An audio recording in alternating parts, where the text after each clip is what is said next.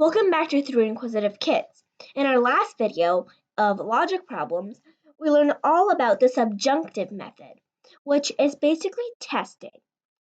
Now, I am here with problem 4. And again, we are going to be using the subjunctive method. And there are going to be a lot of different parts to this problem, but don't be scared. We can gather up all our information and knowledge and power through it. So let's read. A coach is separating 7 athletes RSTVXYZ into Group 1 and Group 2. But there are some requirements. Group 1 has 4 students, and Group 2 has 3 students. R is in Group 2 no matter what. V and Y cannot be in the same group. If V is in Group 1, then X has to be in Group 1.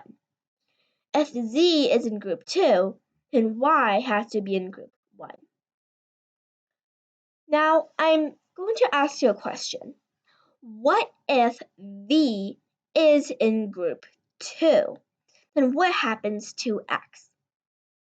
A lot of people will think that if V is in Group 2, then X will also have to be in Group 2. But when solving logic problems like this, there is a cause and effect link right here. Cause, effect. So the effect only functions if the cause is served. So only if V is in Group 1, then X will have to also be in Group 1. But if V is in Group 2, then X can be in any group. Do you get that? Like, only this is a cause right here.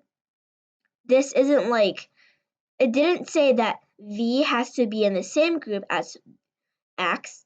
It just said that if V is in Group 1, then X, blah, blah, blah. Same thing with the next one.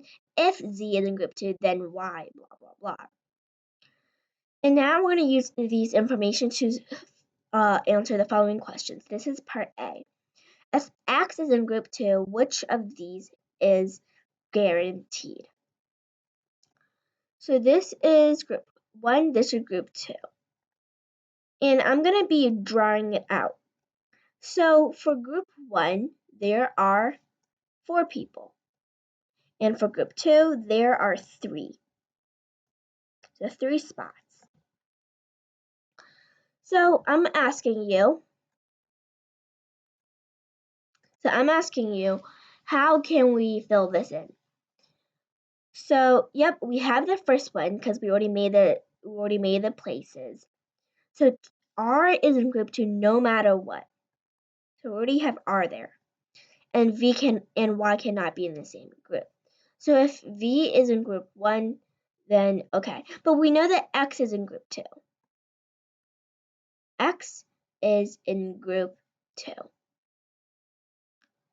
So over here we said that if V is in Group 1, then X will have to be in Group 1. But it's just that here X is not in Group 1. In fact, X is in Group 2, which means that V has to be in Group 2 as well. Because if V was up here, then X will also have to be dragged up here as well. But the scenario is already that X is in Group 2. Then, of course, V cannot be in the same group as Y, so Y is up here. So is Z, S, and T. So if X is in Group 2, which of the following is guaranteed? R is in Group 1, that definitely is not true because no matter what, R is in Group 2. X is in Group 2. That is also not guaranteed. T is in Group 2, no. Y is in Group 1. Well, that's something that's here, so I'm going to put a tiny check right there. And Z is in Group 2. Z is not in Group 2. So our answer for this is D. So this is, again, problem 4, but now we're on to part B. If Z is in group 2, which of the following is guaranteed? Now, we're going to, again, I have this right here. We can use the subjunction method, and we'll set it out. So if Z is in group 2, that's guaranteed. And also, R is in group 2 no matter what. So just directly tells that R is here. Which of the following is guaranteed? Now let's see if we can use any of these. So, well, right here it says that if Z is in group 2, and right here Z is, in fact, in group 2. So then Y will have to be in group 1. Going back up, it tells us that Y and V cannot be in the same group. And then this leaves us X to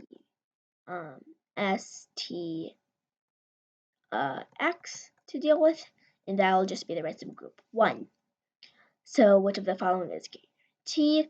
S is in group 2? No. T is in group 2? No. V is in group 1? No. X is in group 1?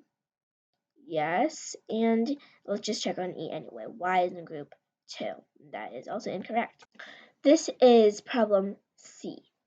If Y is in group 2, which pair of students from the following cannot be in the same group? We already know that Y is in group 2. And we know that R is in group 2 no matter what. So there is R. Okay, so we also know that V and Y cannot be in the same group, which means that V is up here. And if V is in group 1, and that is the case, then X will also have to be in group 1. If Z is in group 2, then Y will have to be in group 1. But is Y in group 1 though? Is Y in group 1? No, which means that Z is not in group 2, which means that Z will have to be in group 1. So then we just have S and T left over.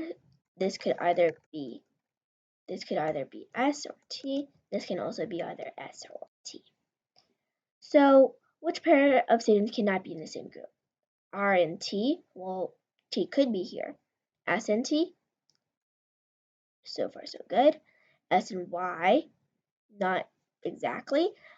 T, Z, X, Z. These are all incorrect except for B. Why I know this is if this was T, then this will have to be S. If this is S, then this will have to be T. So it's just kind of like, if you're this, then I can't be that kind of thing. So, D. If T and V are put into the same group, then which pair of students will also have to be in the same group from the following? So, you could either put TV in either the second group or the first group, which makes which means that there are two different ways to put T and V, because they could either both be in group 1 or group 2. We know that no matter what, R will have to be in group 2. So let's first do the one with T and V both in group 1. So if V is in group 1, over here it says that V and Y cannot be in the same group, which means that Y will have to be in group 2. And it also says if V is in group 1, which in this case it is, then X will also have to be in group 1. And that gives us left with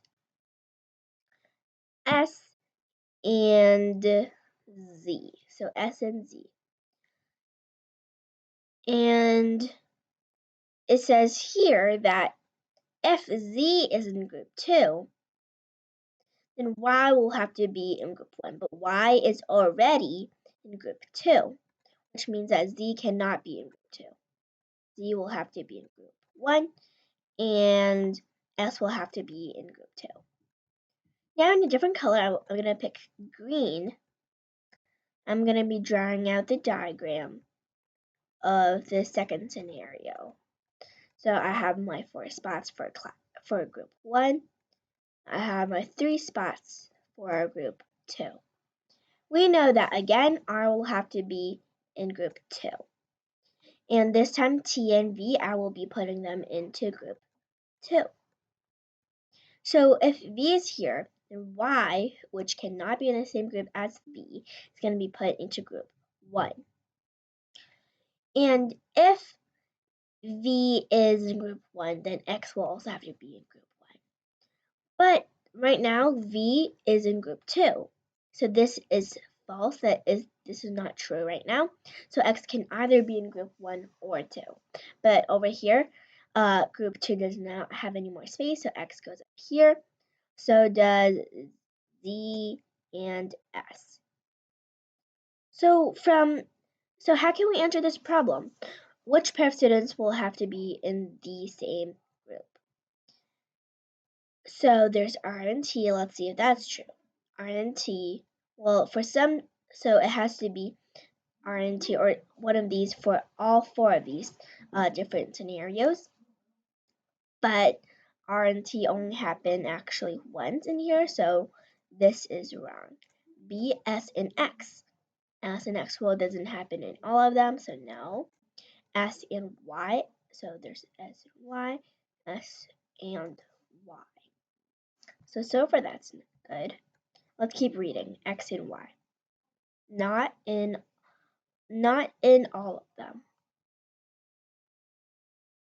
E, Y, and Z.